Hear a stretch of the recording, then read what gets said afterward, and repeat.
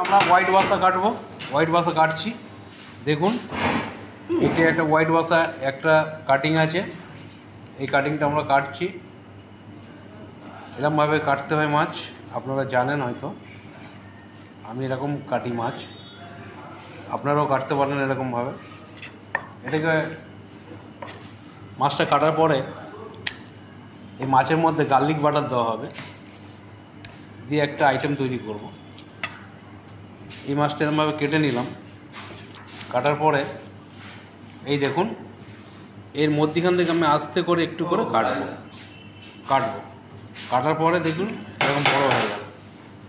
ফের এইটা কাটছি আমি, দেখুন এই দেখুন এরকমভাবে কাটছি।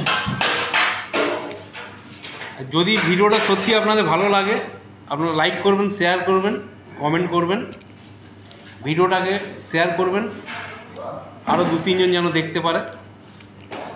বেশ কিছু মানুষ যদি দেখে তাহলে খুবই ভালো হয়। আপনারা শেয়ার করবেন, লাইক করবেন। দেখুন এরকমভাবে মাছটাকে আমি কাটছি। এই মাছ কাটা হয়ে এসছে, এই মাছটাকে আমি কেটে দিলাম। দেখতে পাচ্ছেন অনেক মাছ আছে এখানে, অনেক মাছ আছে।